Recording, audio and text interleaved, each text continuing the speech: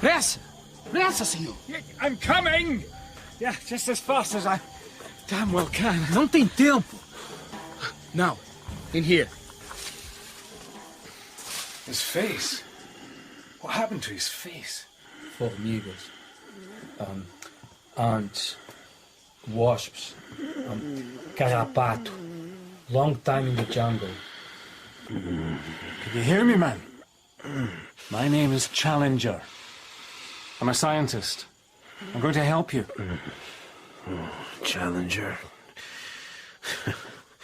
I'm beyond help. Challenger? I've heard of you. Yes, I have. Who are you, sir? My name is Maple White. Here. Drink this.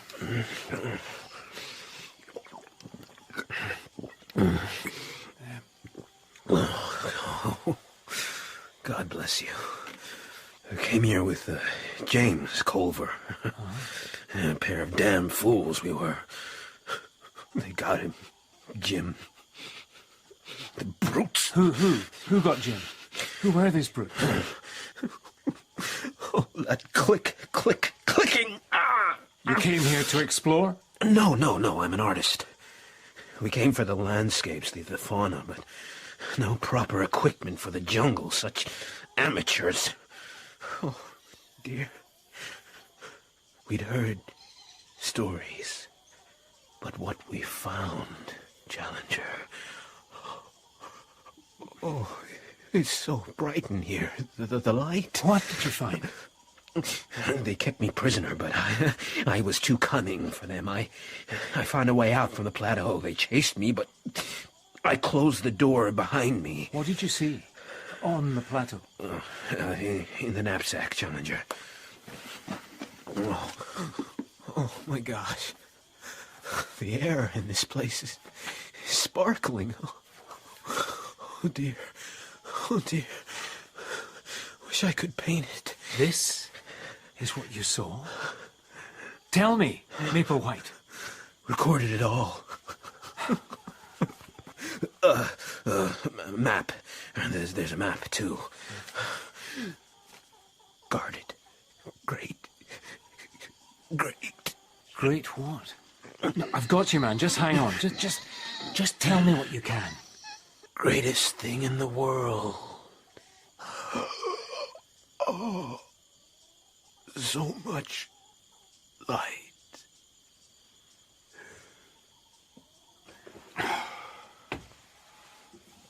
The senor is morto. That he is.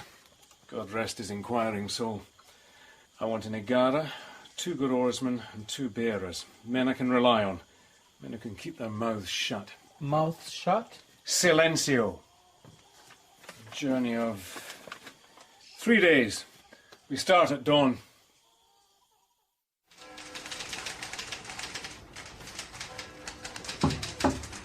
Come in.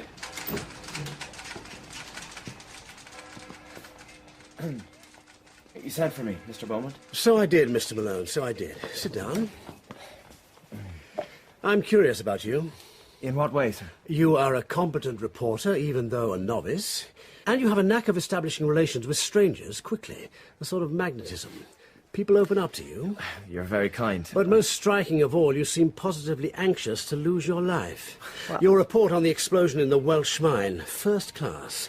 Though, was it strictly necessary to explore the ruins as they collapsed about you? Well, next thing I know, you'll be filing a posthumous report. I am, yes, drawn to adventure. My nature, my upbringing, my Irish temperament. Who knows? I respect you for it, Mr. Malone. If you were to find some special mission for me, wherever it took me, whatever the risks, I wouldn't let the paper down. I'd hope that's why you'd sent for me. The special mission? Ah. The big blank spaces in the map are being rapidly filled in. I have got something for you, though. Something different. Oh, rest assured, it's by no means without danger. I'm your man. Start a journal. Record it all for me, from the beginning. So, my first journal entry. 6 p.m., August the 11th, 1912. The Savage Club. Professor Challenger, the biologist. Well, a fellow came back last year from South America with the strangest of stories. And a colleague, Dr. Sumley, made a very damaging critique. Put Challenger's professional position at stake. I'm with Tarp Henry, staff writer on Nature magazine. Decent fellow. Challenger's background. Just a quick summary, not too quick, though. Okay. Notebook ready? Well, here's his summary as best I can record it. Here we go. Challenger, George Edward, born Largs, 1863. Education, Largs Academy, Edinburgh University. British Museum Assistant, 1892. Assistant Keeper of Comparative Anthropology Department, 1893. Resigned after acrimonious correspondence, same year. Winner of Crayston Medal for Zoological Research. Publication, some observations upon a series of Kalmuck skulls. Numerous papers, including outlines of vertebrate evolution. How's that? Your memory, Tarp. I'll never get over it. And how was your shorthand? Pretty much equal to the task. Liar. Oh, something else. Before Challenger became a name, an essay, let me get it right, on the potentialities of extreme endemism. That sounds bad for the health. What caught the young Challenger's imagination, if you can restrain your flippancy? Sorry. Apology accepted. Was the arrested development of life forms in an African lake. But I don't see how this can possibly help you. You see, Challenger is as clever as they make them, but he's a faddist. What's his latest fad? You know about Weizmann's theories of the germplasm? I don't, but you do. I'd like your help in writing a letter. It goes something like this. Here. I just need some help filling in the gaps. You deceitful dog, Malone. You want my help in perpetrating a fraud? If you be so kind.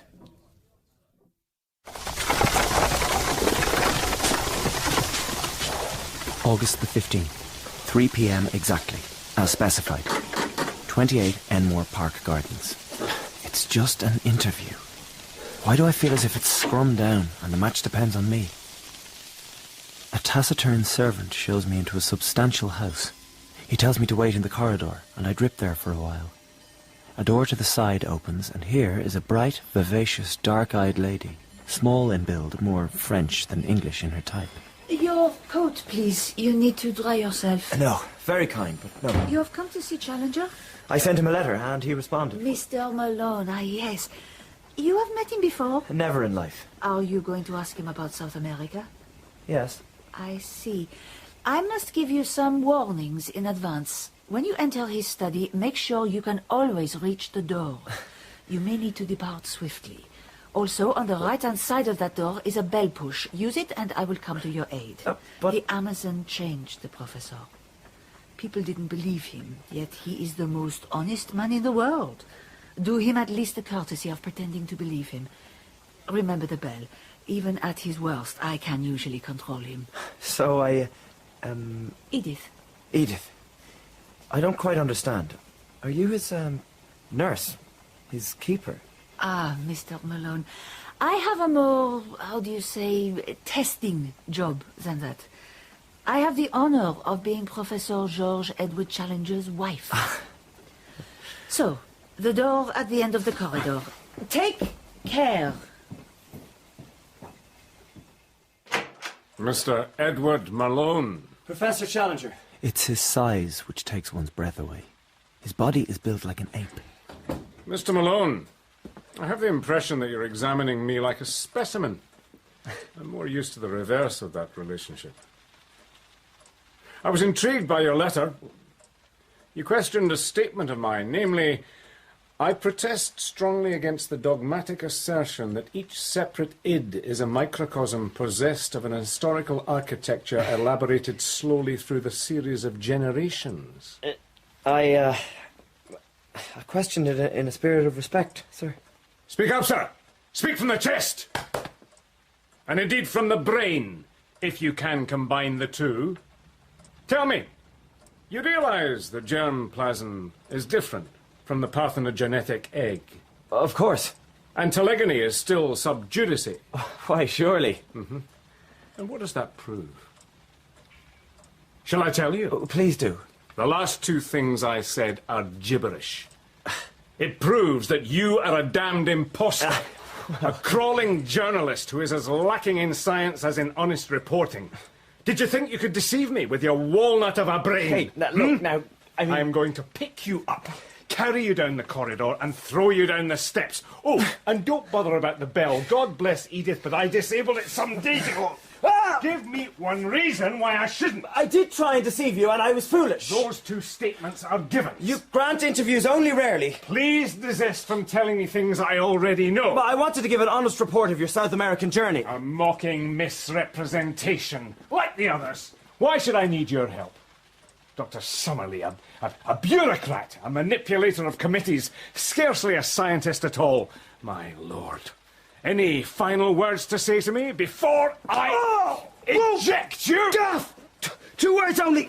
You should consider putting me down, sir. I must tell you, I have played rugby for Ireland. Yeah, and I have played rugby for Scotland. Put 2 words. Extreme endemism. When did you hear that? I looked up your paper before you quizzed me, Professor. I could hardly make head nor tail of it. But there was something in the concept that made me wonder about what you said you found in the Amazon basin.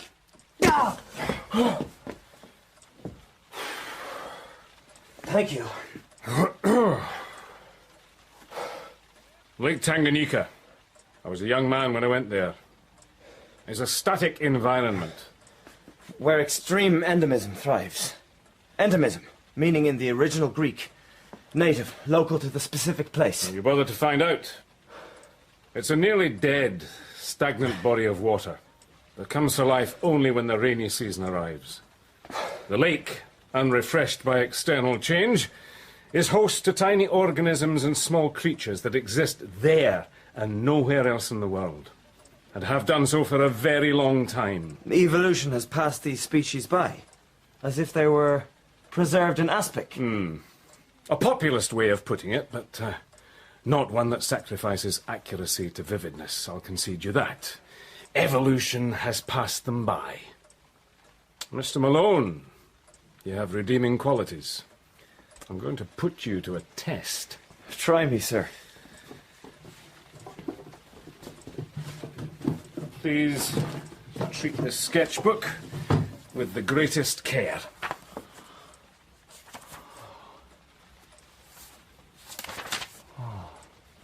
Turtles and their eggs.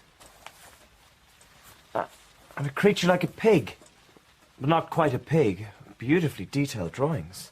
From life, would you say? Most certainly. A year ago, I was studying the fauna of certain tributaries of the Amazon. As I returned from the backcountry, some Kukamar Indians approached me. A white man was ill. Perhaps I could help. The man, Maple White, died in my arms. He was the artist who gave me these drawings. A bird, perched on a spire of rock beside towering cliffs. But what a bird! And that beak! From life again? Yes, undoubtedly. Remember that, please.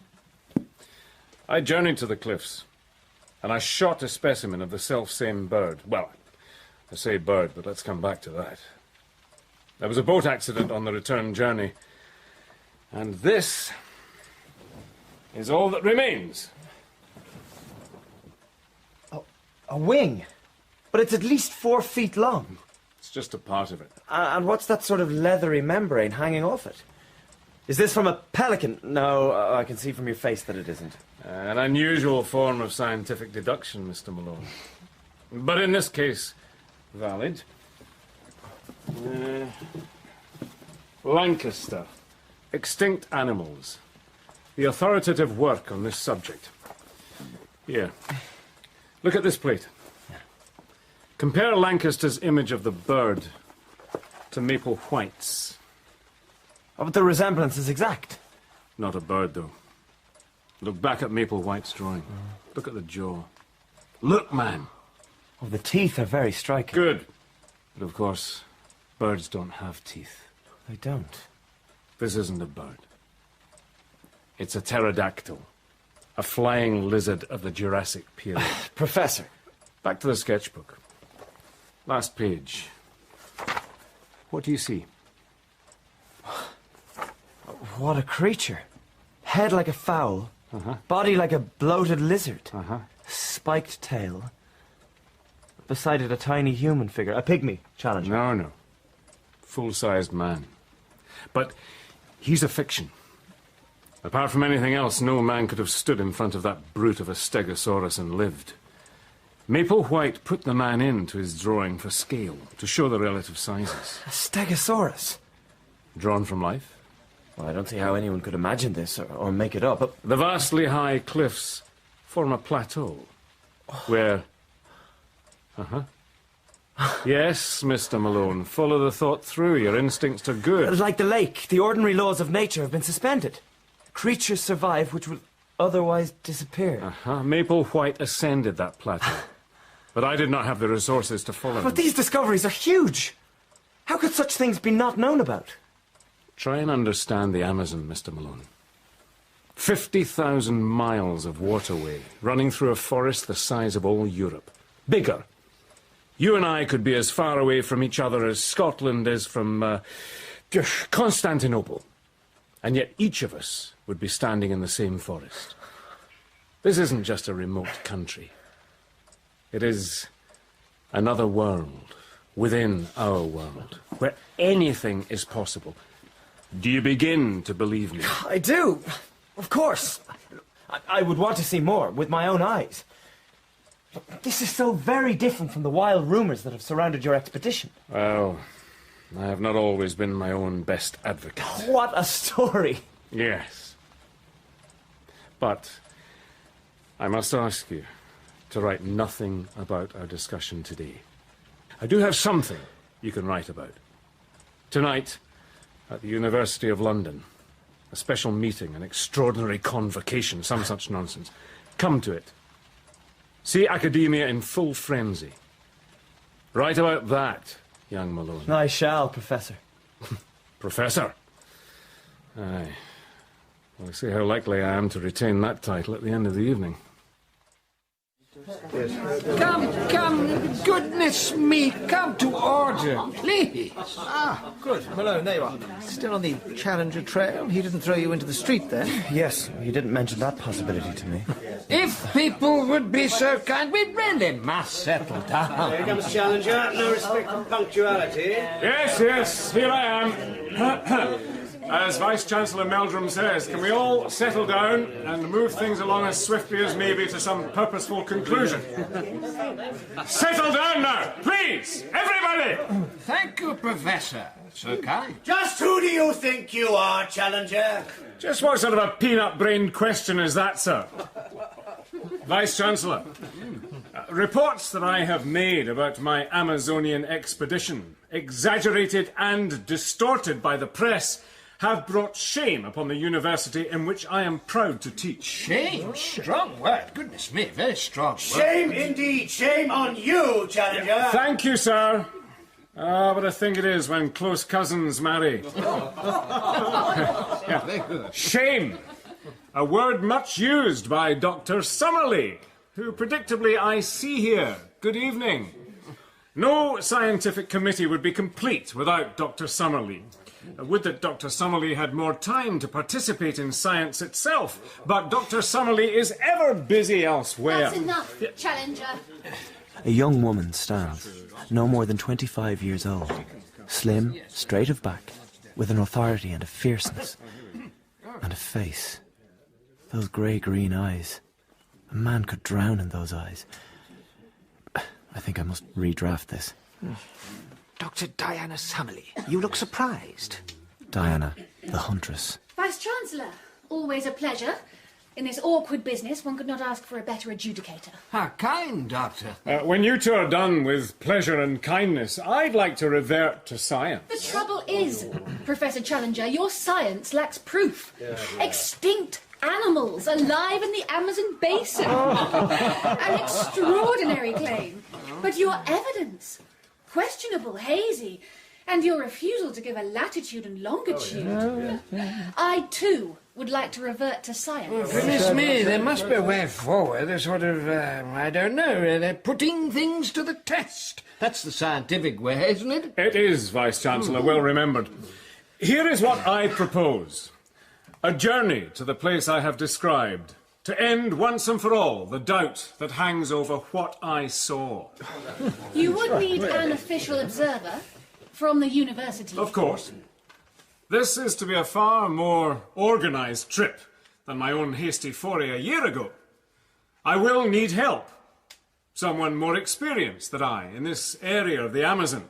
Local dialects, terrain and so on. May I chip in? Roxton's the name. John Roxton. Been reading about your discoveries, Professor. Like to see for myself. Know the Amazon a bit. Astonishing place. Can shoot a bit. Find my way about a bit. Roxton. Languid, tall, sunburned face. One of the greatest shots in the Empire. I'll come on your expedition, sir, if you'll have me. Do my best to make sure you get where you want to go and bring you back alive. Your last trip, you were deucedly lucky. Though on this trip you'll have to take some of your orders from me. I know your reputation, Lord John. And yes, I would have you on this expedition. But I'm not a man who likes taking orders. Me neither, Professor. Of course not. Perhaps we'll get along. I shall also require the services of a person who is neither affiliated to myself nor to the university, to keep an independent record of our journey. Me! Sorry, I volunteer. Have you gone mad? I'm Edward Dunn Malone, of the Daily Gazette. While I have met you before, Professor Challenger, I can guarantee my independence. A journalist. And the Daily Gazette. Surely a rather sensational newspaper. Oh, I do enjoy the Gazette. Are you the same Malone who was expected to get his rugby cap for Ireland? Yes, sir. Capital. Settles it for me at any rate. That 20-yard swerving run at Oldham last year. Let me return to the subject of the university representative on this expedition. Vice-Chancellor Meldrum. Me? Up the Amazon? Oh, good heavens, sir. Your grey hairs and grave responsibilities forbid it. No, I suggest that in the interests of critical academic rigour... Absolutely. I shall set about finding the right candidate. I was going to say that in the interests of academic rigour, surely the most rigorous of my academic critics would be the most appropriate person to come on this expedition. I see. You mean Dr. Summerlee. Yes, an elegant thought. Oh, I have a loaded schedule. Appointments and supervisory work, administrative work. Professor Challenger has issued you, one can only call it an ultimatum, Dr. Summerlee. You have questioned him in the strongest possible terms. Now, you must take your part in finding the answers. But, Vice-Chancellor... Administrative work you can delegate, but you cannot delegate the search for truth. Goodness, well, I think we're all agreed. I shall leave it to the various parties to, work out the details. I am in the Albany rooms of Lord John Roxton, a room lit with the ruddy radiance of electricity. I have been tricked. Damn it.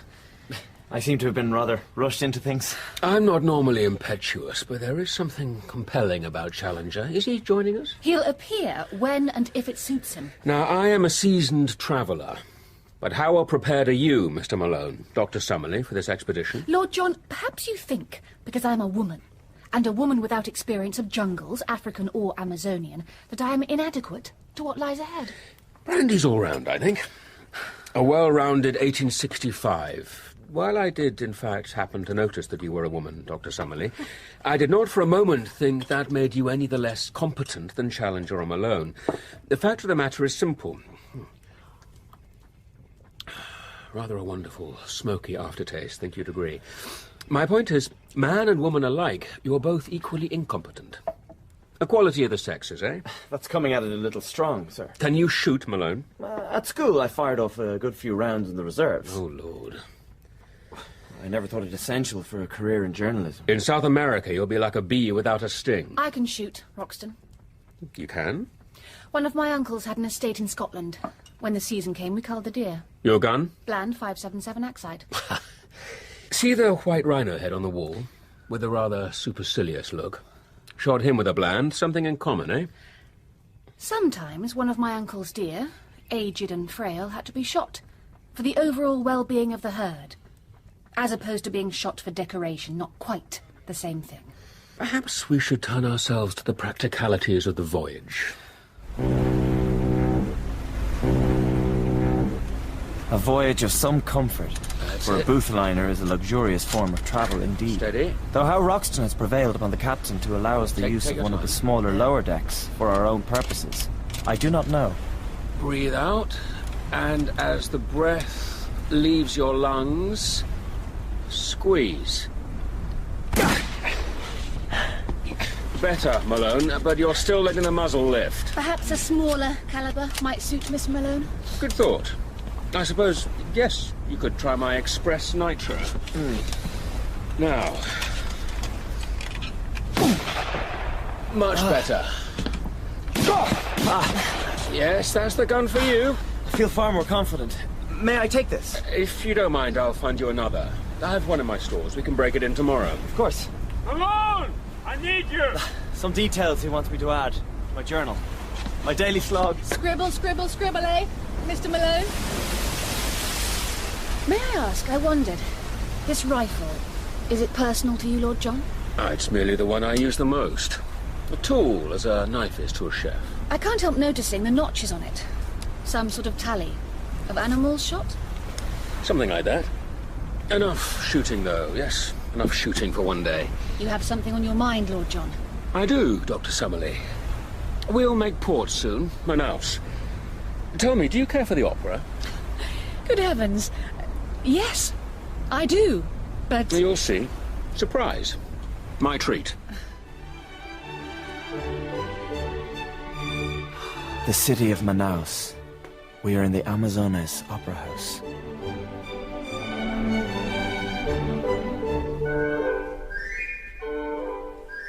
The local rubber barons had this opera house built in Europe.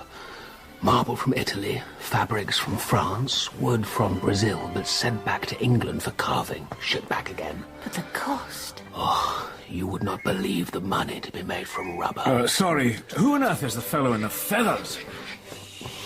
He's Papageno, the bird catcher.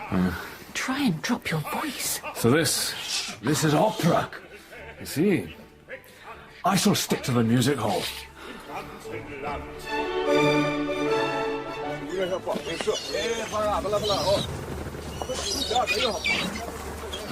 Here she is. A paddle boat. The Esmeralda, though I can hardly make the name out through the rust. She's sound enough.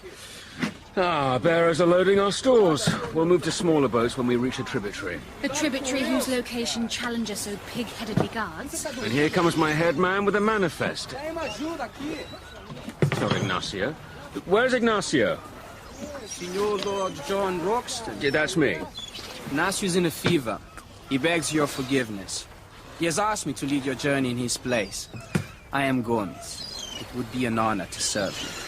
Well, Gomez? My family has served you before. My brother was one of your bearers when you traveled down the Espinharas. Pedro Lopes. I'm afraid I don't specifically remember your brother. So many chaps. You know the jungle? Oh, the jungle is my world, Lord John. Very well, Gomez. Your English is a heck of a sight better than some of those other fellows. Carry on with the loading. I am someone who can be relied on, Lord John. Be sure of that. Gomez, what a striking smile he has. Yes. Strange thing is, it reminds me of something.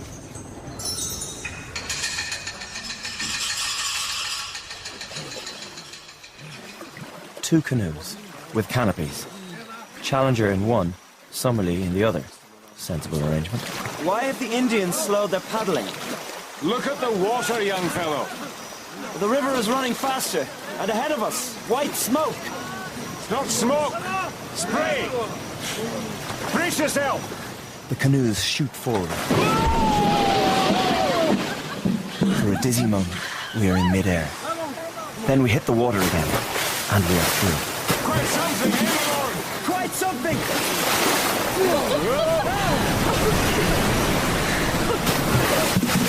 The river is pouring off the edge of the world! Hold it! Make sure you write that down! The canoe changes direction. We head for the bank, fighting the pull of the water.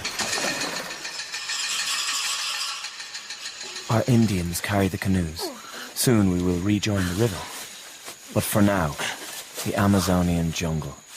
Soaring redwoods and cedars. Their foliage filters the sun, and we walk in a perpetual golden twilight. Lichens in shades of incandescent gold and red smoulder upon the swarthy tree trunks. Smolder, Mr. Malone? Smolder. Yes.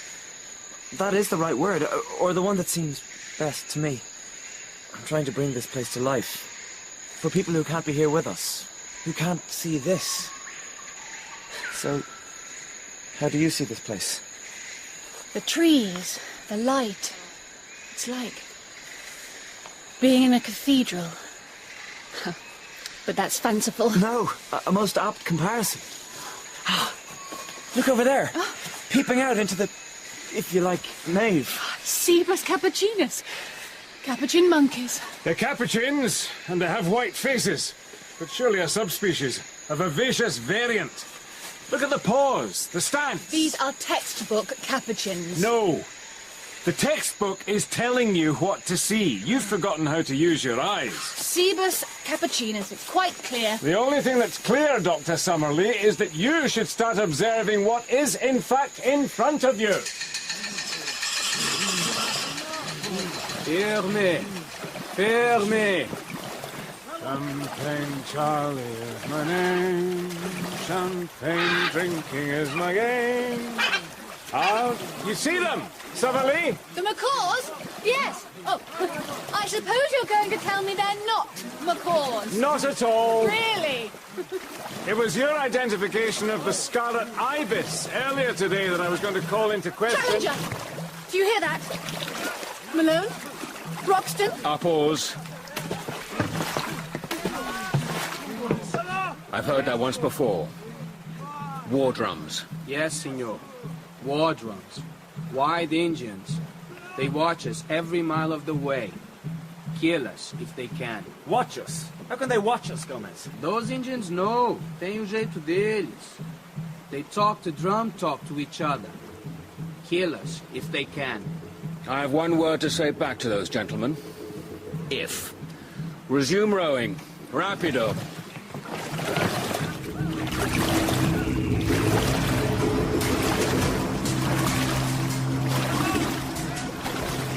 At least 6 or 7 drums now throb from various points. Sometimes they beat quickly, sometimes slowly, sometimes in obvious question and answer. A high staccato rattle from the east, a deep roll from the north. We will kill you if we can. Dr. Summerlee, on the subject of our reverberating friend, would you say Maranja or Amahuaca cannibal? We have no evidence to base a judgment on. Language? Any thoughts? Answer as before, but like all such tribes in this area, I shall expect to find them of polysynthetic speech. Really? Polysynthetic. Doctor? Professor? My education consists largely of rugby. I should like to give an account of this, though. Let me give you an example. Sorry to interrupt, but listen. I, for one, don't hear anything. Nor I. I concur. Quite. That's what I wanted you to hear. The drums have stopped. Well, they've gone. Still kill us if they can. Thank you, Gomez. But the man has a point. The drumming was a threat. An overture to the main thing. I think we must expect a follow-up to the threat. Some more direct and lethal action. Wait. Oh, yes. Dear heavens, I see what you blighters have in mind. The river narrows here, trees hanging over it. Canoes to the middle of the water. All the speed you can muster. Now, everyone, cover your arms, legs. If you've a hat, wear it. Lie as low as you can. Quick, and now. Steady. Courage. Nearly through the narrows. Now I see them, black darts, shooting out in clouds from the jungle. Most fall in the water. One lodges in the side of my canoe, its feather flight quivering, like a rattlesnake's tail. I pluck it out. 6 inches long, a slender splinter of wood, with a tip that looks horribly sharp, covered in dark, sticky fluid. Bamboo dart. Don't go near the tip, Malone. Curare freezes your lungs and heart. Dead in no time. The water puckers as darts hit it. On the overhanging trees, Indians wield blowpipes their own height. We pull out of their range. Then something terrible happens. The second canoe, containing Roxton and Diana Summerlee, bumps up against mine. Malone, you have your notebook. Of course. What's the time? Come on, nearest damn it. Just past 12 minutes past 3. 5 seconds past. Be so good as to take this down.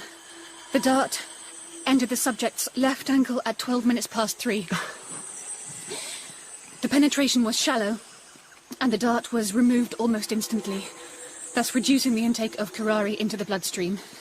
The subject, a 25-year-old woman, in good health, weighing 120 pounds. Dear Lord. With utter calm, Diana places the dart into a canvas specimen container. Are you getting this down, Malone? You look distracted. Yes, I'm getting it down. Elapsed time in seconds? 15 seconds. Note it. Keep your eye on the watch. 15-second intervals, please. Loss of sensation in the lower leg. Rising rapidly. Pins and needles, and then nothing. No loss of motor control in the hands. Heartbeat slightly elevated, but understandable in the circumstances. My mind is still clear. I sense something happening in my spine. If it were pain, I could report more, but it's an absence of local sensation. 30 seconds. Diana touches her hand to her upper thigh, then to her back. Her fingers clench. 2 minutes is the longest anyone has survived a curare dart. How many samples, sir? What is your error rate? Controls? We're scientists and must behave like it. Please continue, Dr. Summerlee. This is most valuable. 45 seconds. It's like a slow, cold numbness.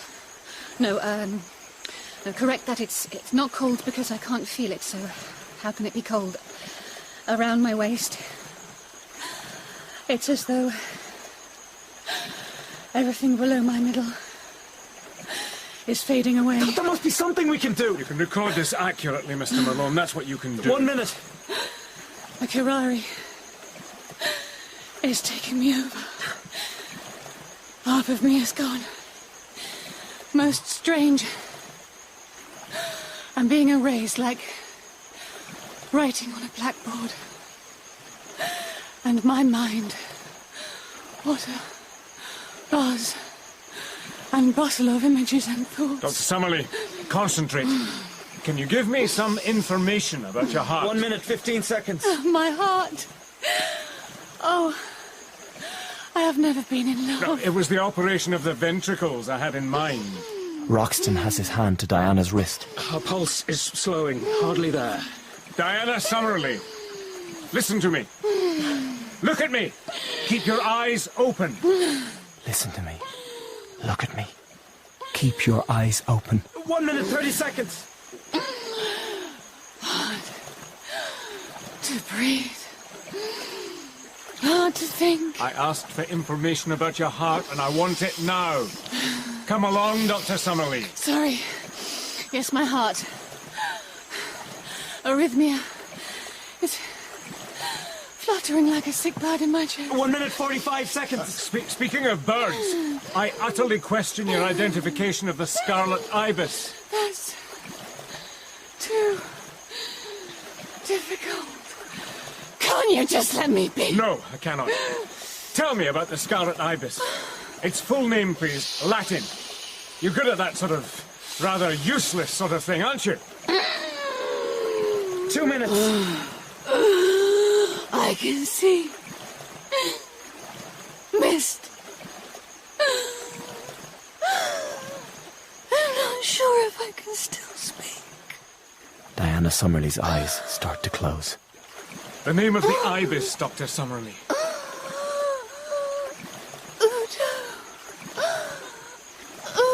Summerlee!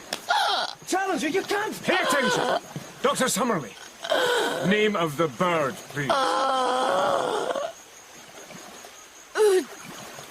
Dosimus rupa. That's better. Malone. 2 minutes, 15 seconds. I may have been mistaken about the ibis. You hear me? I'm very confused. Diana. Dr. Summerlee's eyelids flutter. She's dazed, but there is light in those grey-green eyes. Challenger! I do wish you could stop hectoring me about the ibis. We shall discuss the ibis at a later time, dear lady. Doctor. Well, somebody give her some water. Roxton, Malone, pull yourselves together, for goodness sake. Dithering around, have to do it all myself. Boats to shore. Canoes. Costa. Am I supposed to be a translator on this expedition as well as everything else? 2 minutes, 30 seconds. Thursday, August the 20th. The jungle is denser. Our tributary branches several times, and each branch seems identical to the others. Even Challenger's massive self-confidence is eroded by the task of navigating this watery maze. But, a palm tree, shaped like a question mark, hangs out over the water. What do you make of that, Summerlee? It is surely an acai palm. Euterpe oleracea. I fully believe in your recovery. This was the acai which I took for my landmark. You see beneath it. A stream! Easily missed because there's no break in the trees. Push through and find my gateway to the unknown. Sort of phrase you might have a use for, Malone. Thank you. We are in a tunnel of hazy green sunshine. The water is clear as crystal, motionless as glass, green as the edge of an iceberg.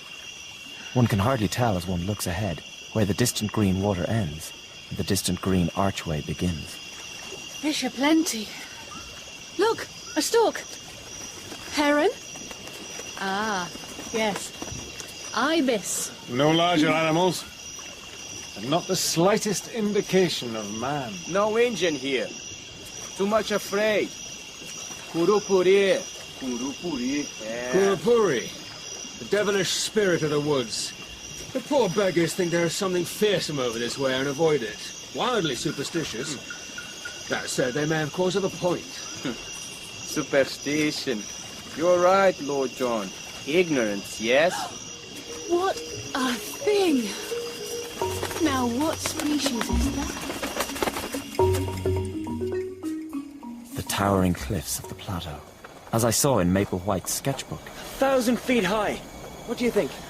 I should say so. The ridges and the rocks. What's the word? The striations. Remind me of the Salisbury Crags in Edinburgh. They seem to be upheavals of the basalt, although I'm no expert. But, clearly your education does extend beyond rugby, Mr. Malone. You hide yourself, as men do. Diana Summerlee looks at me with a little smile, and I have no ready response. That smile, those eyes. I urgently wish that in certain directions my education were more rounded. You see the pinnacle? See the tree? That's where I shot the pterodactyl. To one side of the crags of the plateau is a thin pinnacle of rock. It is level with the top of the plateau, and looks as though it had split away from it in the past, leaving a wide chasm between the two. On the top of the pinnacle grows a single tree. Climbed halfway up the cliffs to take the shot. Though, I suppose you would say, Dr. Summerlee, that the pterodactyl was a species of stork. One of the ones that has leathery skin and teeth in its jaws. All I want is the truth, Professor Challenger. I have a memory, very blurred, of your saying that we're scientists, and should behave like scientists. You remember that? That's fascinating. Well, the light is going. Roxton, around now you normally tell us it's time to make camp. Do you know, I'm beginning to enjoy these academic debates. But yes, time to make camp.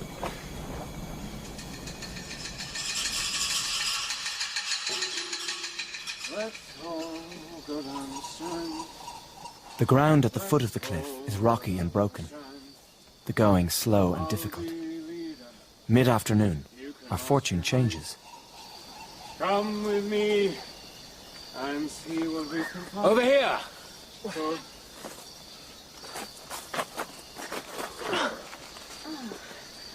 A faded copy of the Chicago Democrat. Empty meat tins. A brandy bottle. It's one of Maple White's campsites. And dug into the earth. An arrow. Pointing west.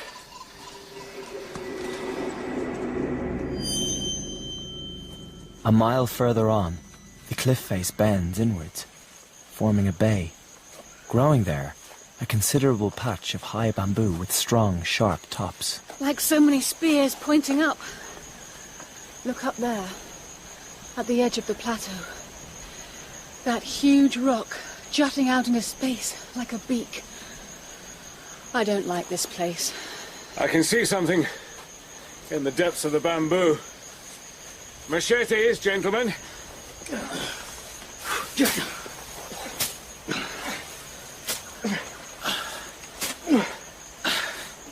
A human skull. Detached from the skeleton. The skeleton's over here. The canes are growing right through it. Just a few fragments of clothes. And a silver cigarette case.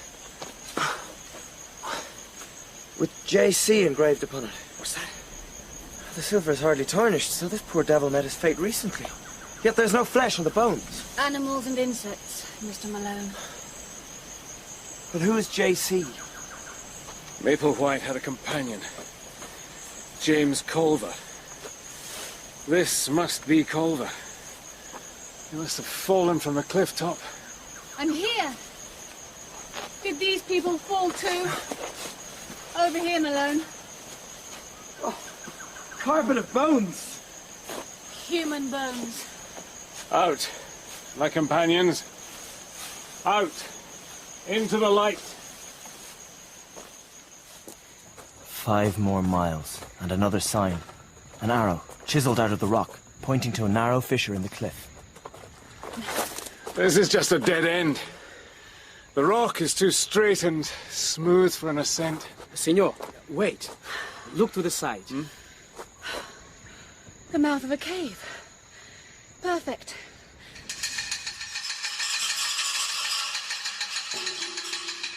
Come on in. I look first. It's my job. In places like this, who knows? Snakes. The kurupuri, too. I call you when it is safe.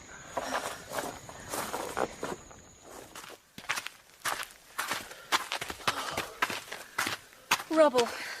From floor to ceiling. It is blocked. But maybe there is a way. There's a space in the stones. Only room for one person up there. Let me see.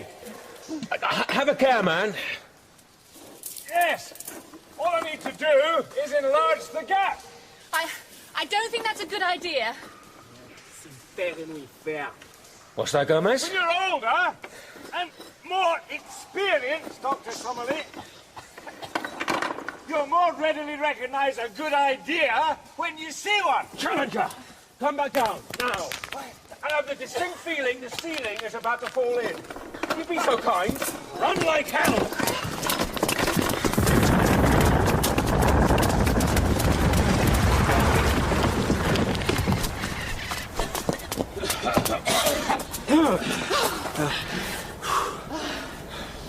A little close. But here we all are. I hope you're satisfied, Professor. I am. I found the door that Maplewhite closed behind him. But now, it's shut forever. Never mind. I see with perfect clarity how we shall make our ascent to the plateau. It was staring me in the face.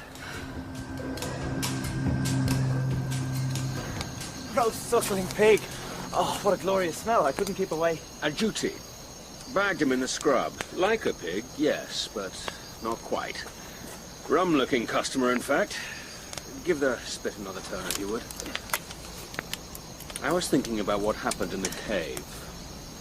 About our man, Gomez. Something about the sequence of events. I am not the only one lured by the smell of roasting agouti.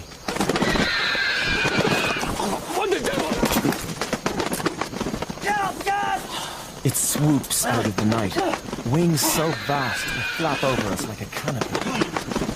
I glimpse a long, snake-like neck, a fierce red, greedy eye, and a great snapping beak. The next instant, it is gone, and with it our dinner. 20-foot wingspan! You saw the beak, Summerlee. I saw something. A pterodactyl!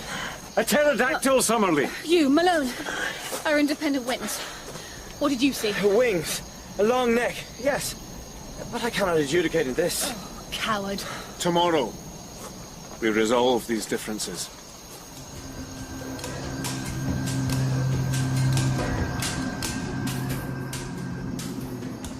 The rock pinnacle.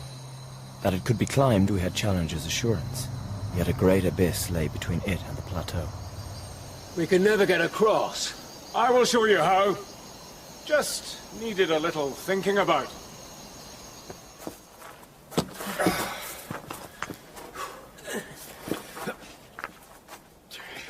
Challenger has brought climbing equipment, and the first half of the ascent is relatively easy. From there on, the climb becomes steeper, sometimes hair-raising. But Challenger gains the summit with extraordinary agility for so unwieldy-looking a man, and fixes a rope around the considerable tree which grows there. We are soon able to scramble up to the grassy platform which forms the summit.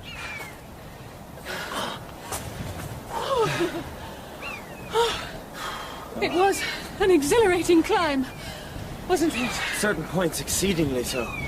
Oh, wonderful! Jungle as far as the eye can see.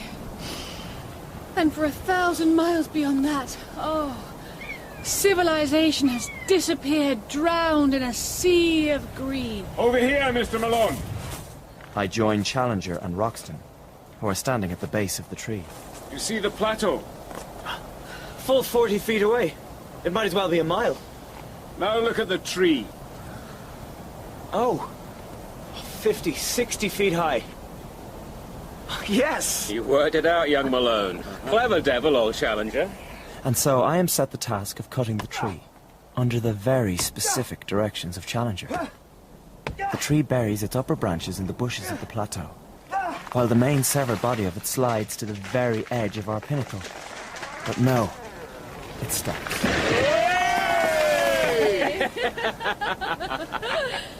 A bridge to the unknown. Title for one of your articles, perhaps, Malone. Thank you, Dr. Summerlee. I claim the honor of crossing. I can't allow it. Can't allow it? You're a man of science. You're far too valuable a man of science to take the risk. Roxton is our warrior. Too valuable. Well, I yield to your line of argument. How are we to cross it, exactly? It's not the most stable of structures. How do you think? Like this? Roxton strolls across the trunk, 1,000 feet above the ground, rifle under one arm, as coolly as if he were walking down the Strand on the way to his club. He waves at us. Come on over. The rest of us straddle the trunk and move along in undignified hops. Challenger and Summerlee argue about this and that, while after one glance into the gulf, my mouth becomes too dry for speech. Give me your hand, young Malone. And up. Welcome to Maple Whiteland.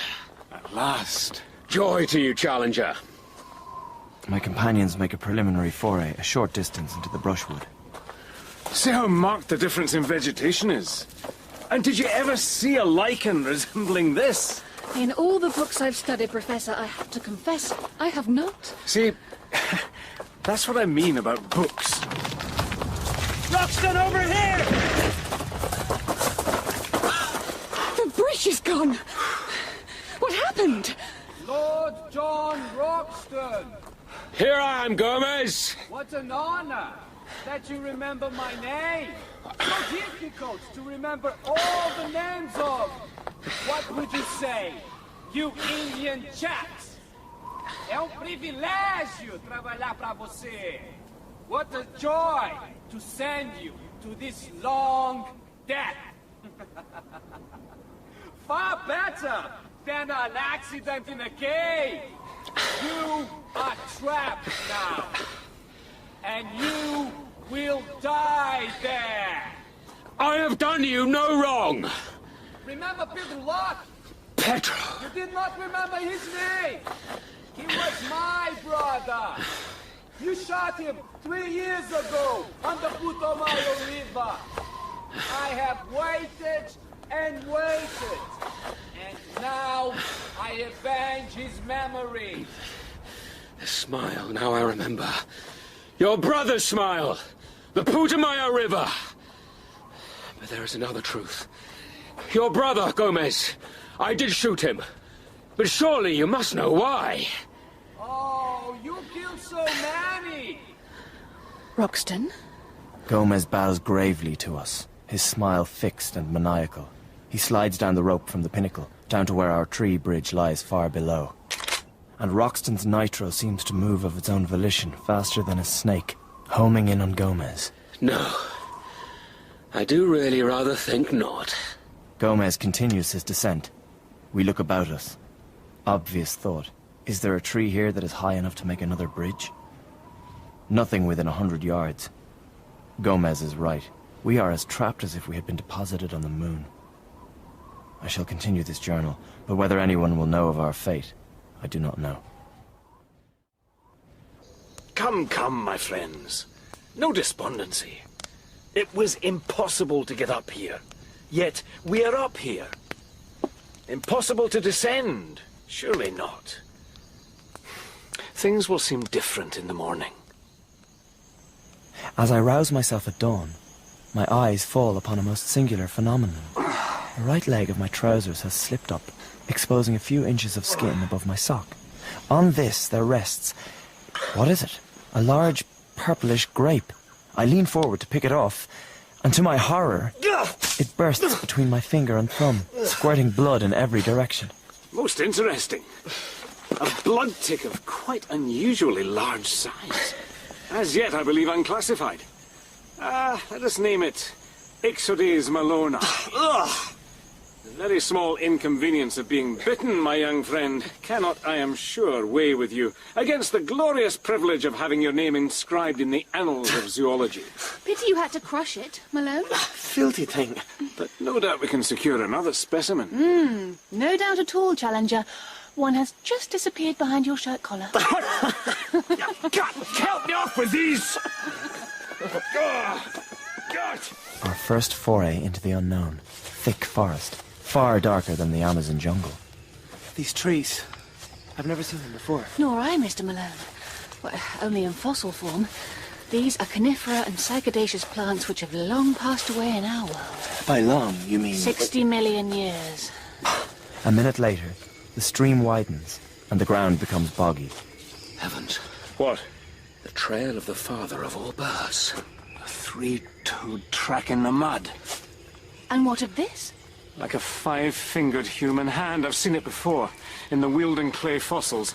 It's a creature walking erect upon three-toed feet, and occasionally putting one of its five-fingered forepaws upon the ground. Not a bird, my dear Roxton. What then? A reptile. A dinosaur. This earth is fresh. Whatever made this print pass this way, not millions of years ago, but minutes ago. Malone? Dr. Summerlee? Your guns to the ready, please. Oh, dear God. Who needs God when you have these? 2 adults, 3 young ones. Even the babies are twice as tall as a man. While the 2 large ones, slate-coloured skin with scales, like a lizard's. They balance themselves upon their broad, powerful tails and their huge 3-toed hind feet, while with their small 5-fingered front feet, they pull down the branches upon which they browse. Iguanodons! Iguanodons! What will they say back in England of this? Dr. Summerlee, I will tell you with great confidence what they will say back in England. Voices down, please, everyone. They will say that you are a liar and a charlatan, exactly as you and others said of me. They will have my independent record. Which will look very different in London than in these latitudes. Surely, some sort of specimen. A specimen? Of those creatures? Extraordinary. Now, steady. They're moving. Has the wind turned? Yes, they're sniffing. Is it us they're smelling? Pray not. Move back. Back into the undergrowth. We are on mighty thin ice. Silence. All and one. Now, there they go. Let us return to our starting point and make a proper camp. And so we do, under Roxton's supervision, in a clearing dominated by a huge ginkgo tree. A zareba, made of thick spiked brushwood, with a gate An impressive construction. But it wouldn't do much to keep out the creatures we saw today. It will defend us from smaller animals, but yes, you're right. Indeed, even our guns would merely have bought us time to run. A question. Yes, Mr. Malone. We are on the edge of the plateau, and when we travelled inwards, we travelled downhill, did we not? Correct. Suggesting that where we are now is one of the higher points of the plateau. A rim rather than an edge. From my observations, yes, I dare say you're right. This ginkgo tree, the way its branches spread so wide across the clearing, its enormously thick trunk, might its height be proportional to its width? Lucid reasoning. Where does your argument take us? Make a stirrup for me, Lord John. Ah, I see. Dashed enterprising. If I can just... Look, Roxton, a boost, please. The first branch. Got the measure of you now.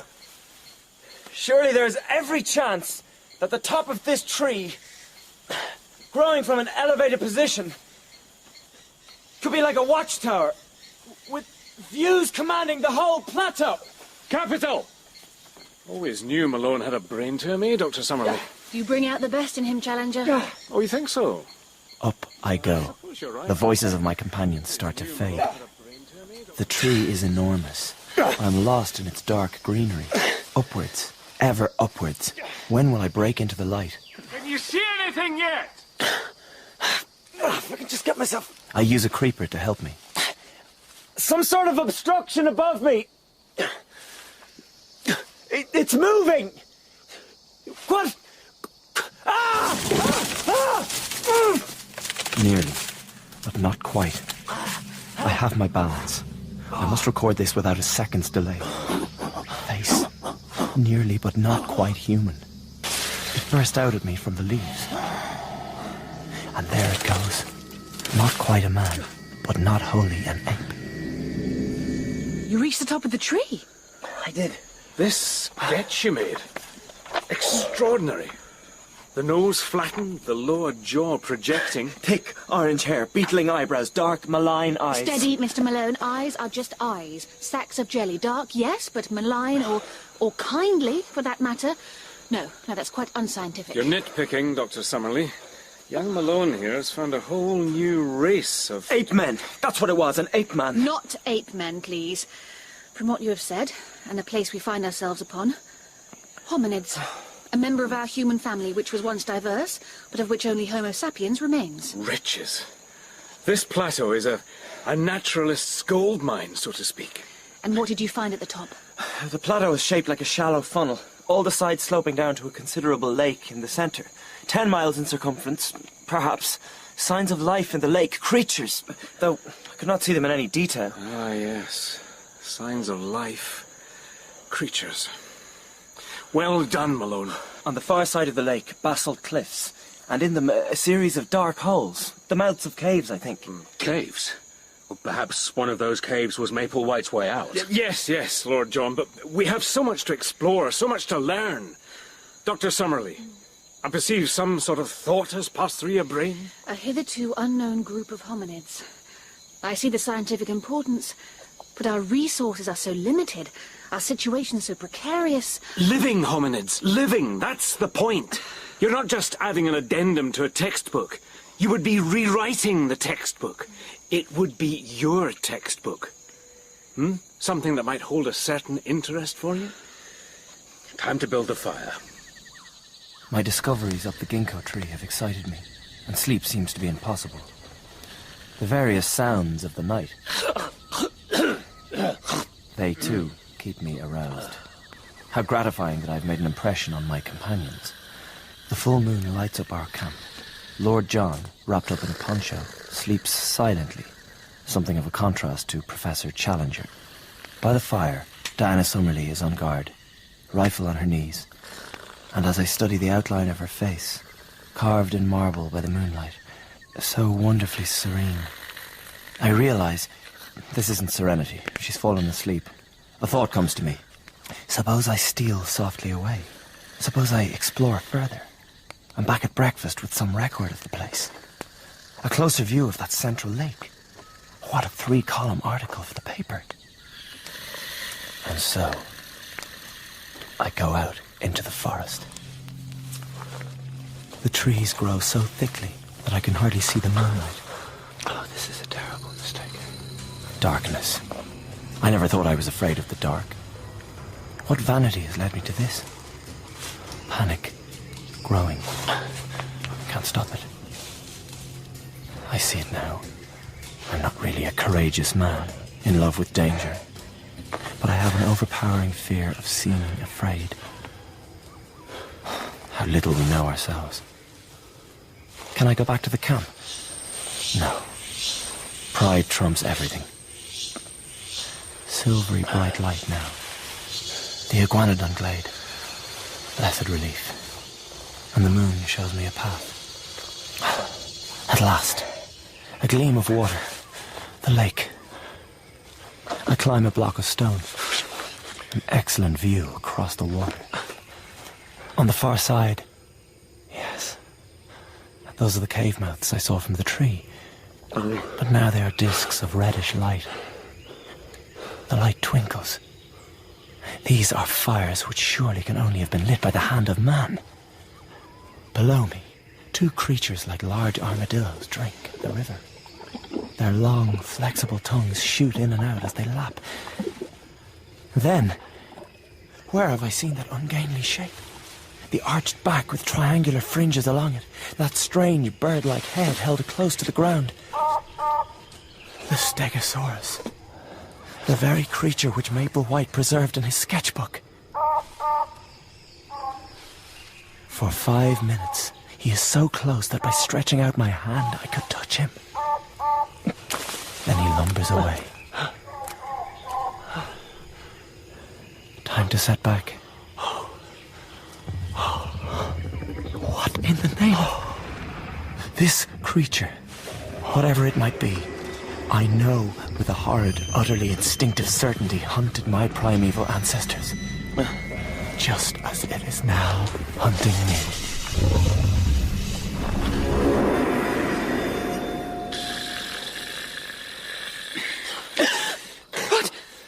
Steady on. You fell asleep, Dr. Summerlee. I don't know what to say. How shameful. Happens to the best of us, do you know? Remember once on the plains of Kenya? Oh, never mind. It doesn't matter now. There's nothing you could have done. What do you mean? And where's Malone? Challenger, wake up, man. What the devil? Quietly, if you can contrive it. Malone, adventurous spirit. He must have taken off for a spot of exploring on his own. Lucky fellow in the circumstances. Just what is it, Roxton? You hear it? Comrades, I think we're in rather serious trouble.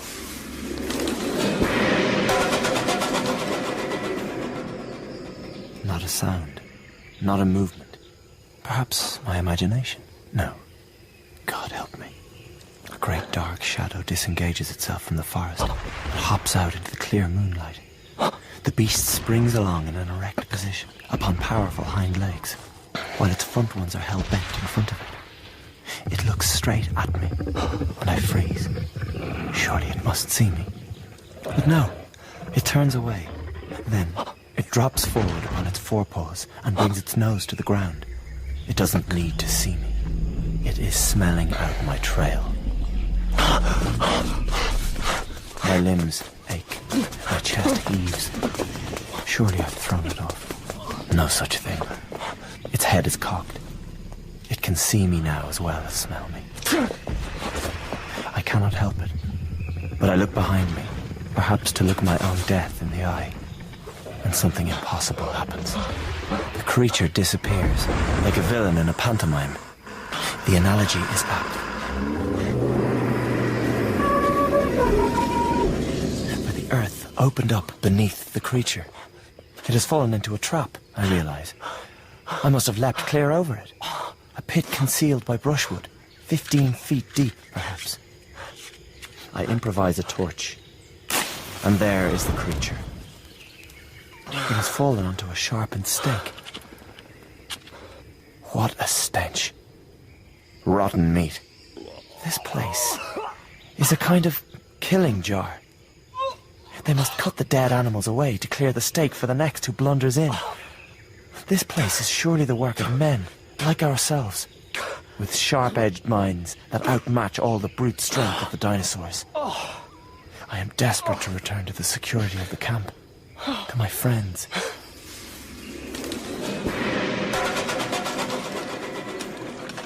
Ready, Summerlee? Ready, Roxton. If only I knew where to aim. Patience. Keep your gun sight swinging through 180 degrees. 90 degrees left, 90 degrees right. Where I showed you on the liner. Are we in great danger? Great danger? Good Lord, yes. Roxton! Leave the fighting to us, Professor. I've been listening to them. I think they're going to come at us from above, from the ginkgo tree. The Express Nitro! No mistaking! The Zareba, still and quiet. The gate is open. Our effects are scattered over the ground.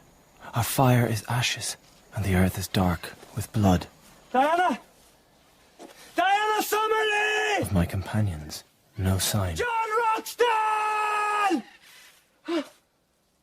Answer me for pity's sake! Challenger! Summerlee! Challenger!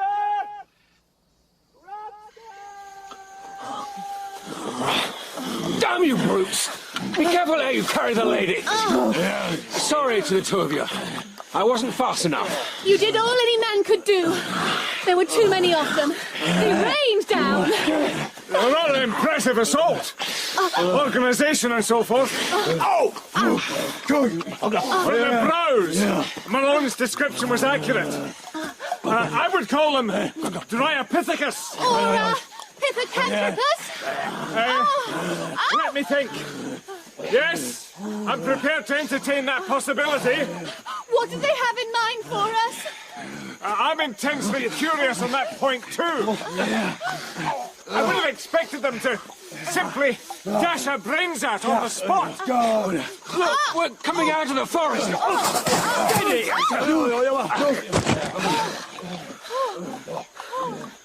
What in the name of... A village, but so primitive. As though we've travelled to the dawn of mankind. Prefer to be at a rather more advanced point myself. The cocktail hour, for instance. They seem to be fascinated by you, Challenger. They keep touching me. Particularly that one. Hey! It's your chest that interests him. Apart from its breadth, forgive the personal nature of my observations, it's remarkably hairy. A big fellow, possibly some sort of leader. He's touching his chest, and then rubbing mine. He sees something of himself in you. Rub his chest back. What? Challenger, go on. Fingers through the hair. You're grooming each other. Groom him, Challenger. I am Regius Professor of Natural Sciences at the University of London. There you are, then. Right man for the job. Carry on grooming and drop your eyes. Mark of respect. And whatever you do, don't turn your head, because they're all watching you. They're enthralled. And more to the point, Summerlee is sliding away ever so gently. They've forgotten about her. In another minute, God save her, she might just make it to the forest. He's getting impatient. He's tiring of this. Of course he is. He hasn't got much of a brain, poor fellow. You must divert him, Challenger. What? Go, Diana. Don't look back. Save yourself. Go! Divert him? Ow! You! Don't lead him back. He wants to play. That was just a tap. He's got the mind of a child, but he's stronger than you. How would you divert a child? Edith and I, we have not been blessed. Challenger, do you want to live? Your very considerable brain. Use it, please. When I was younger, I had a certain enthusiasm for the music hall. Yes? Well, I may be a little rusty, but... roaming in the gloaming on the bonny banks of Clyde, roaming in the gloaming wi' my lassie by my side. When the sun has gone to rest, that's the time that I love best. Oh, it's lovely roaming in the gloaming. Hey! You have them entranced. Damn it, I'm enjoying it too. Steady, Malone. Sift the evidence. 3 shots. Whatever happened quickly. An attack by dinosaurs. Surely my companions would be dead. I am too tired to wrestle with the problem. Sleep comes fast, and I awake in cold grey light in the most extraordinary way. 2 grey-green eyes looking into mine. Malone, wake up. Wake up! Every moment counts. In your face. Blood from a scalp wound. Now pick up a rifle and all the cartridges you can. That's it, move! Don't start to talk or think. Move or we're all done for. Follow me!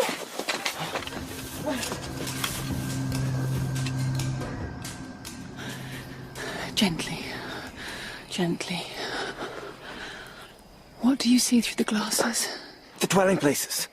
Just as you described, on the edge of the cliffs. 50 or so of the hominids. And there are Challenger and Roxton, my word. Challenger is stripped to the waist. What's happening now?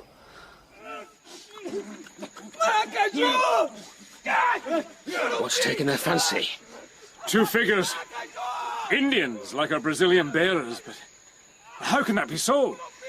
Being manhandled by the hominids. One of them's broken away. He's running. But he's not fast enough. They're catching up. Oh, he's desperate, poor fellow. But they have him. Oh, they're wrenching his arm right out of its socket. And now what? They become quiet and concentrated. We have to get closer. They're taking the first of the Indians to the edge of the cliff. And I think they intend us to follow. Prod me like that again, you hairy brute, and you'll regret it. It seems they want me rather than you for whatever comes next. There's too many of them. Too strong for me. Sorry, Roxton. Good luck, Challenger. Hope to blazes you see this through. Oh, they've taken Roxton and the Indian to the brink of the cliff. What do you see through the glasses? They're picking the Indian up. Throw him over. Oh, God. To see, I guess, whether he's merely dashed to pieces on the rocks or skewered on the canes. They're swinging him. As you might swing someone at a birthday party. 1, 2, 3. Oh, then, ghastly. Over the edge he goes. Now they're taking Roxton. Why haven't he put up a struggle? Mr. Malone, ready your gun. Your plan? We shoot the hominids closest to Roxton first. I shall take the one holding him. Then we fire into the thick of them and keep firing until we disperse them and rescue our companions. This makes me sick, but this is how it must be. Every inch of the way, you'll have to fight me. Yes! That's what we call a right hook at my stage of evolution. Oh, the stink of ammonia. The hair thick with grease. Oh, this is not how I want to end. Diana Summerly's face is a mask. Utter stillness and concentration. What is she thinking? Now, focus, Summerly. The legs.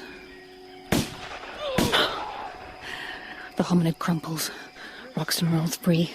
The hominid is still alive, reaching for him. A shot to the head. But Roxton's head is in the way. But the creature is going to break Roxton's neck. One shot. One chance. Get this right, Summerly. The hominid is dead. But Roxton doesn't move. What have I done? Oh, swing 90 degrees to the left. I rejoice in the slaughter. What havoc we wreak. The hominids gesticulate, scream, rush in a howling crowd to the trees, leaving the ground behind them spotted with their stricken comrades. Enough.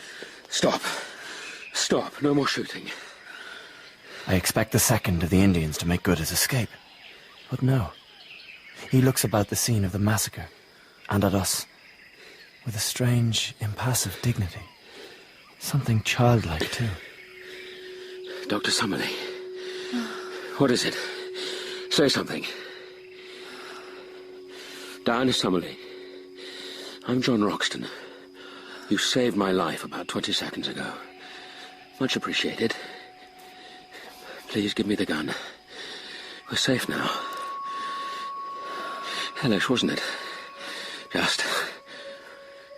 Wherever you have gone to, you must try and come back. Can't just stand there all frozen up like a statue. Me and you will be the talk of the Amazon. Going to take your thumb off the stock. Forefinger off the trigger. Middle finger off the trigger guard. Finger by finger. Gently does it. Left hand now. I'm taking those fingers one by one away from the breech. Last one. Shot and a half, by the way, Summerlee.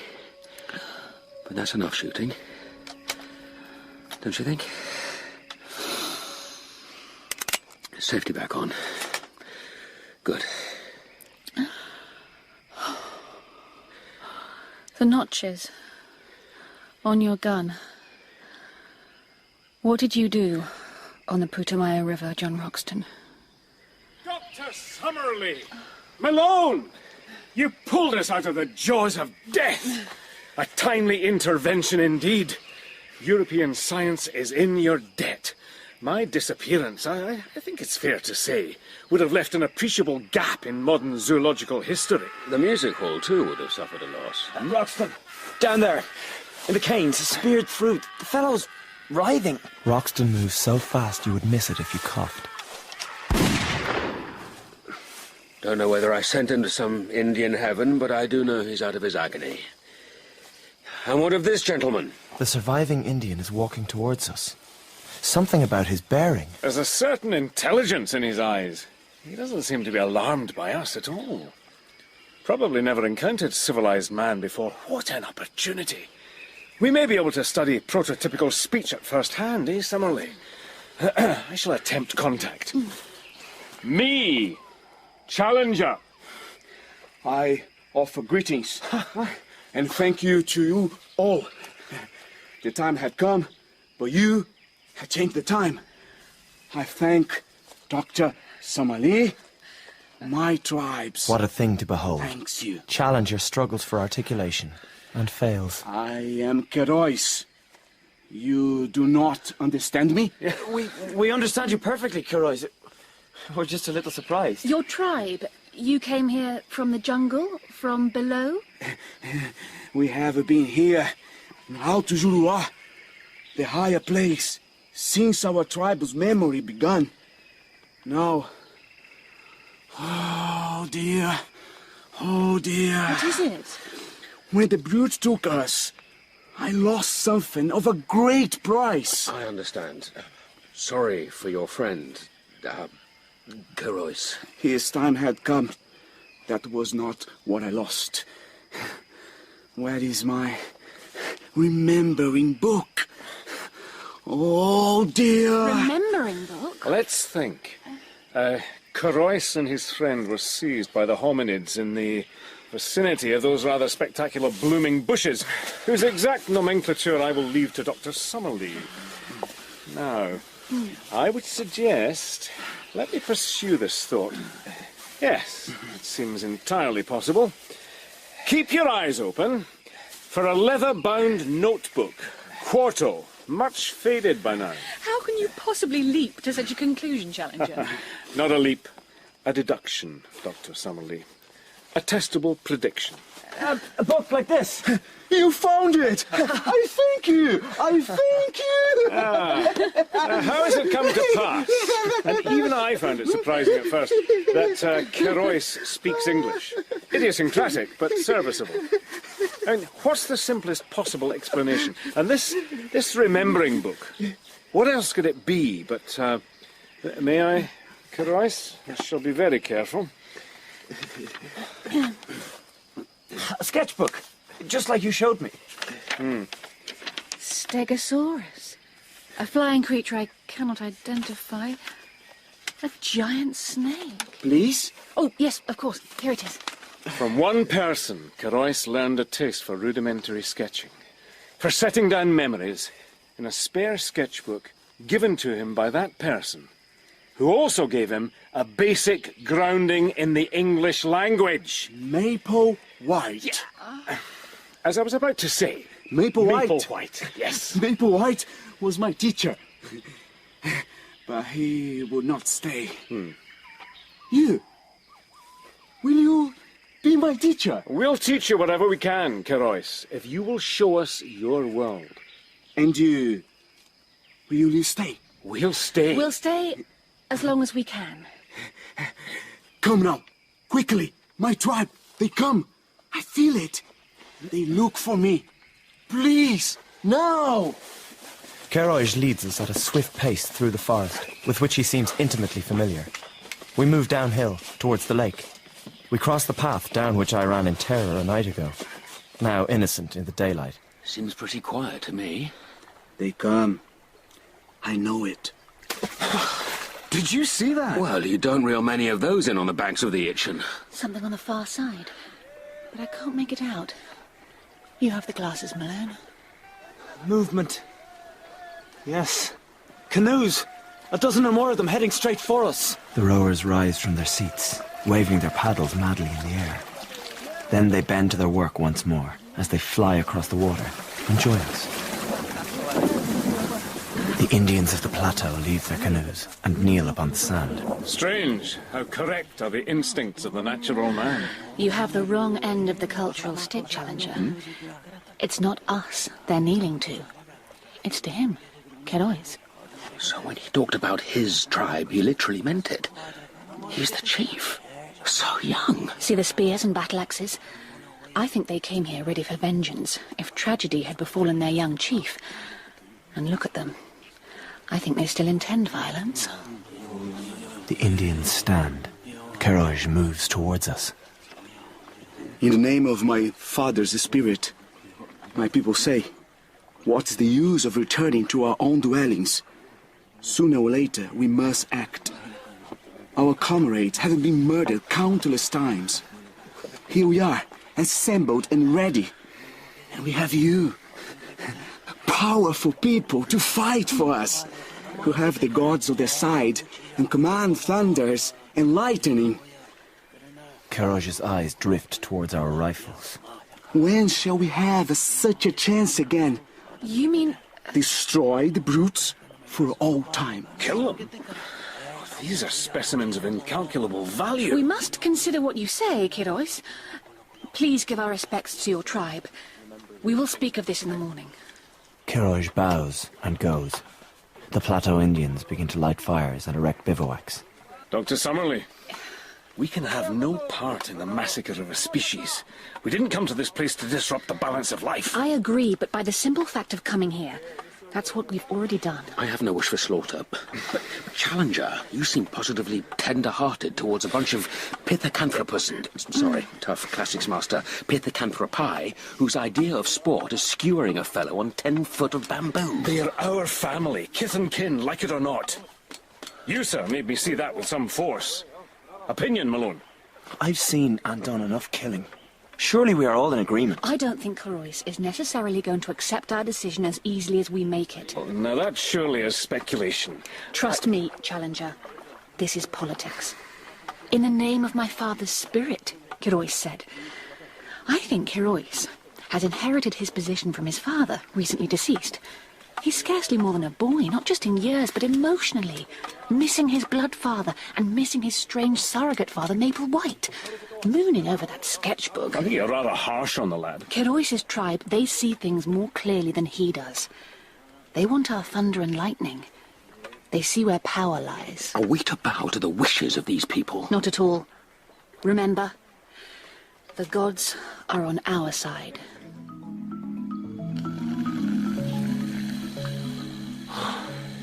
Awake, Malone. I'm not surprised. I've been lying here trying to conjure up the right descriptive phrase. Heavy table being dragged across a rough stone floor. Malone, in your heart, do you think we shall ever leave this plateau? Between us, our resources of knowledge and ingenuity. And bravery. Good heavens, yes. Am I naive? I apologize. Foolish question. Oh, this place. I'm so tired. I feel lost. Diana. Malone? Now, what is that? The moonlight is strong. Great rolling curves of a snake-like creature appear from the lake. Challenger! What? Look! It's like the head of a serpent. A plesiosaurus. A freshwater plesiosaurus. For a moment we glimpse it. Powerful, but astonishingly graceful too. Plesiosaurus. We are blessed, my dear Challenger, above all zoologists since the world began. Keroy stands before us. His followers are ranged behind him. Kerois, the four of us have spoken to our gods. As we had worked out earlier, Challenger, Roxton and I raise our rifles to our chests. We cock them. The gods ask your mercy for the brutes. They have a part to play in this, your high place. And our gods wish to visit you and live among you through us. Tell your people this, Kerois. And remember, our gods are yours, Kerois. With all their powers of lightning and thunder, so long as you keep faith with us. Come then, with us, across the water. Good heavens, Dr. Summerlee. Quite a performance. Bit of threat, bit of promise, and a good dose of mumbo-jumbo. Just like one of our Senate meetings, really. The Plateau Indians race through the lake. The canoe bucks, and for a moment... Sorry. No, your arm. Let me just... Sorry. My leg. Let us disentangle ourselves. Decorum. We are emissaries of the gods. Her limbs against mine. Her warm breath on my cheek. The curve of her. Only felt for a small second. Remembered for a lifetime. And now, on the far side of the lake, we are honored guests of the Plateau Indians, and our journey takes a new turn. Under deep blue skies, Challenger and Summerlee are in a scientific Eden. There is no end to the discoveries that the woods and the water yield. And Challenger makes good on a promise. This way.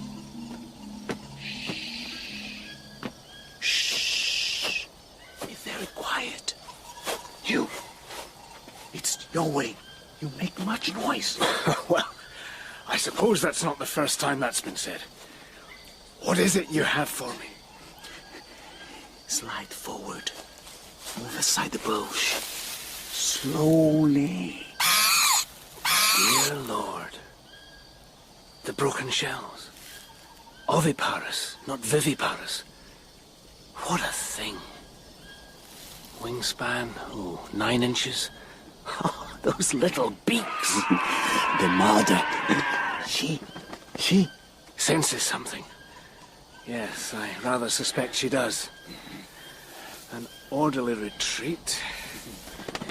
Allow me to amend that, as Roxton would say, run like hell! I thank you, Kerois. From the depths of my heart. Pterodactyls hatching. The heart has depths. I shall try to explain. The word you said, oviparous? Oviparous and viviparous. You tell me what they mean? Of course. I have to explain about Latin. Latin. I would like to know about Latin. This would be a language. There are many languages. So you tell me. Christ, there's no holding you. You want to learn about absolutely everything? To learn about everything in the world? Yes, that would be a happiness. Yet, sunlit Eden is not without its darkness. You know we're being watched. Oh, the Indians are always about. But what of it? No. I mean, all of us are being watched. All the time. 2 of them, well concealed in the big bushes yonder. I stalked Challenger and Kerois to the pterodactyl hatchery, and I was not the only stalker. They, too, were being watched. The Indians hold us in high esteem. Oh, that they do. Just how high? Well, I have something we should all see. We were making some critical measurements of incubation times, and you've dragged us away to see what? They're building a hut on a grand scale. A hut with a fence round it. Kirosh, what is this place? This is for you. This is your home. My tribe built it for you. But we have homes. Far away, homes that soon we must go to. My tribe, they want you to stay. Companions of the gods, eh? We may have oversold ourselves. I'm a fool. My damned arrogance. Kirois, you must understand we don't belong here. I see things more clearly now. Whenever Roxton and I have tried to find a way off the plateau, the Indians smile. But somehow there isn't enough vine to make rope by which we could descend. Not enough wood to build another bridge to the pinnacle. And they smile and smile. You told me nothing of this, Kirois. My tribe, they are strong. Your people overruled you. I understand. Hard to be a lone voice. Well, I believe we must act before the Indians put their plans for us in motion. Kirois, will you help us? What we had to do, we did quickly and secretly, since even at this last hour, we fear the Indians, whatever Kiros's goodwill towards us, might hold us back. Kiros slides into the camp like a shadow. Now, while my tribe is eating. Challenger and Summerlee have container upon container of specimens, which give us much labour as we ascend the path that leads to the caves. Kirosh has a crude map, which he consults. Should we not reconnoitre first? No. I think we have only one chance to leave this place. And this is it. This particular package, Dr. Summerlee? My collection of dried legumes. It will change the way we think about the subject. Why do you ask? Oh, nothing. Now, what was that? Have you heard that before, Summerlee? I haven't. So many plants. So many creatures we haven't recorded. But so many we have, Challenger. The world of science will applaud you. And you, Summerlee. And you. Our eyes have beheld great wonders. I take one last long look at the jungle. The glittering, living lake. The dreamland where we had dared much, suffered much, and learned much. Then I see blazing torches. What? My people, they come for us. Oh dear, hurry! Bastard! Get off, you filthy things! So, there are chinks in even the sturdiest armour. It is a beautiful dry tunnel with smooth grey walls covered with native symbols. A curved roof which arches over our heads and white glistening sand beneath our feet. Oh, the tunnel forks. There's no fork marked on the map. We have to choose. I say right. Left. Left. Take this one. Right it is. Come on. Along we hurry in the semi-darkness, winding steadily downwards, until a sheet of silvery flame fills the far end of the tunnel. At first I cannot see it for what it is. The moon! By George! We're through. You've done it, Kirois. But not quite. There's a 100-foot drop to the base of the cliffs. They found us. We've enough rope. It's flimsy. Double it, man. And loop it round this rock. Go. You first, Diana. The Indians, they're here. So they are, bless them. Go, Diana. I shall make sure Kirois isn't in trouble. We are in his debt. And I am duty-bound to see that debt is paid. Roxton, you make sure you come back. You understand? Diana slides down the rope. You could come with us, Kirois. You cannot stay in my world. And I cannot live in your world. We'll not forget you. The boyish figure disappears entirely in the embrace of Challenger. Then Challenger slides down the rope. The Indians pause some 20 feet down the tunnel, while Lord John Roxton stands as still as if he were carved from stone, his rifle held across his chest. Off you go, young Malone. But I hang on the lip of the cave. If the Indians rush Roxton, they could draw Summerlee and Challenger up like hooked fish, or send us all to our doom. The faces of the Indians are unreadable. What actually happens will stay with me until my memories crumble to dust. Here, Kirois. Take it. Take the thunder and the lightning. Ammunition. Breach like so. Trigger, thus. You've seen me use it. Careful. Now it's yours, Koro. It's a gift from the gods. Feel these notches? If you are ever tempted to use this, and do not know whether it is right, feel those notches. And think.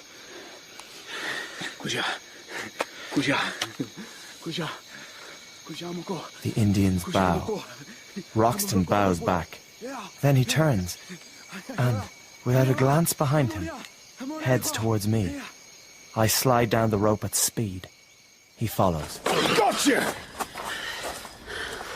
Up in the mouth of the cave, Kirois. He's holding up, like a trophy, a holy grail. Your rifle, Roxton. And the Indians are bowing to him.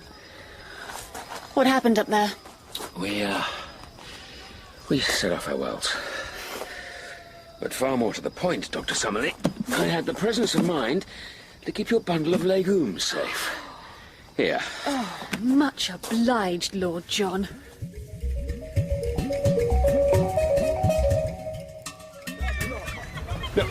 Wait! That box there, that must go in my cabin. In fact, I'll take it out myself.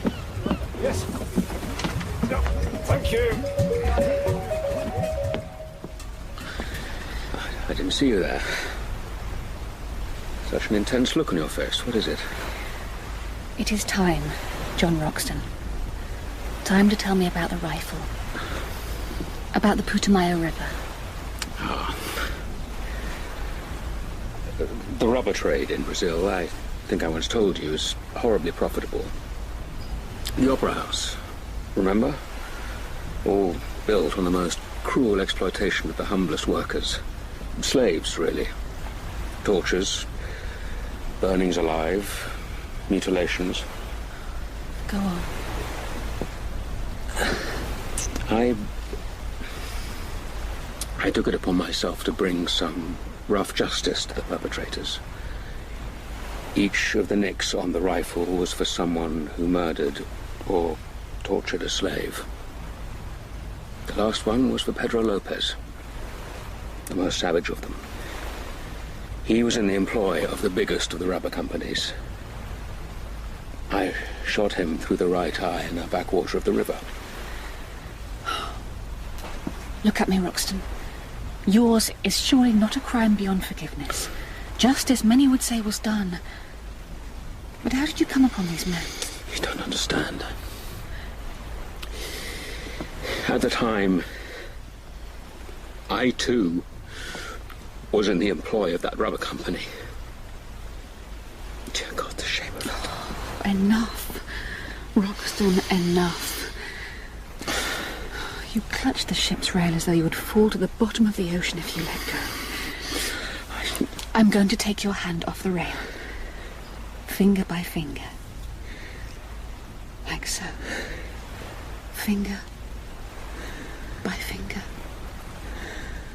There. You hold on to me, Roxton. I won't let you fall.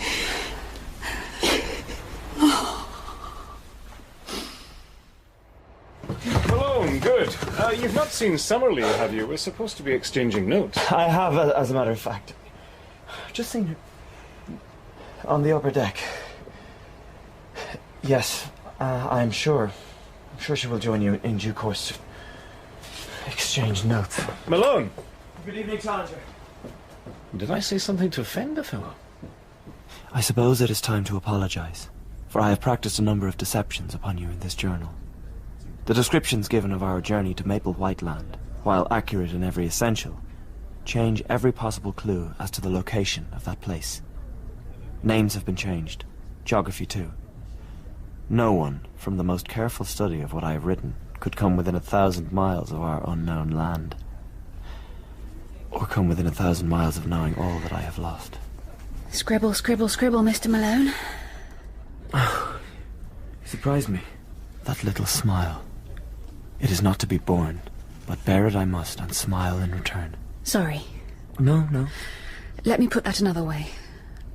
I am so very sorry, Edward. Her hand on my upper right arm. her eyes filling my eyes. Onwards, Malone.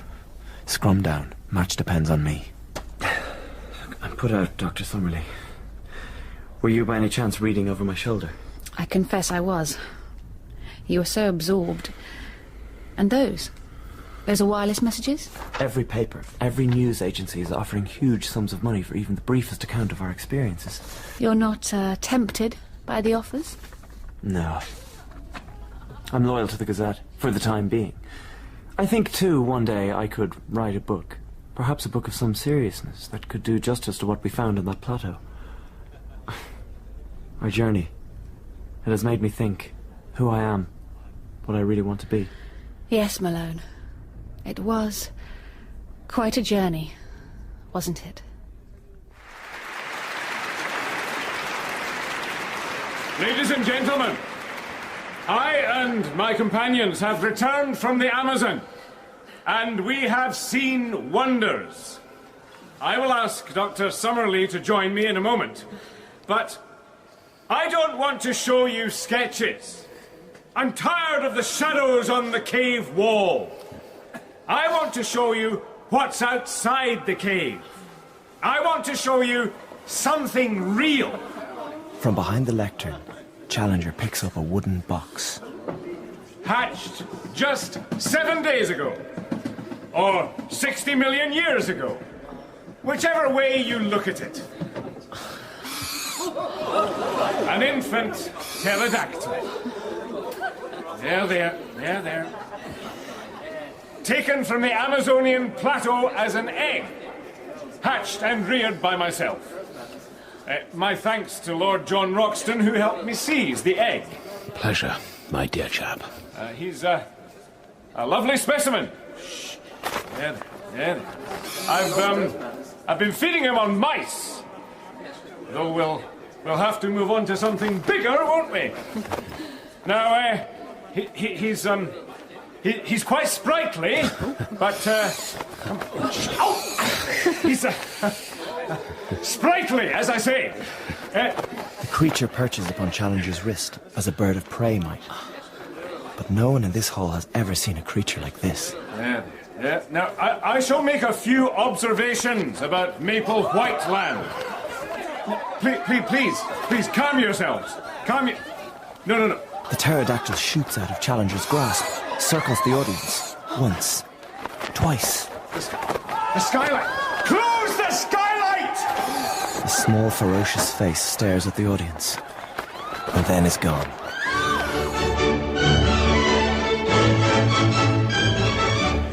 There you are, Challenger. I'm so glad to find you in the crowd. A tragedy. Apparently none of the photographs of your extraordinary creature developed properly. Well, Vice-Chancellor, perhaps the world we found should stay lost. But what disastrous news about Dr. Summerlee. What news is that? She's resigned from the Senate of the university. Resigned from half a dozen influential committees. Did she say why? Said she wanted to pursue science in the field. She said, I quote her, "I want to be a scientist again." Extraordinary. Did she just? Well, here she comes. Ask her yourself. Dashing couple, aren't they? I must run. I'm in demand. Summerlee. Roxton. Joy to you both. Dear chap. Thank you, Edward. What I still want to know, when we were at the Albert Hall, which idiot left a skylight open? I have the honor to be that idiot. Explain.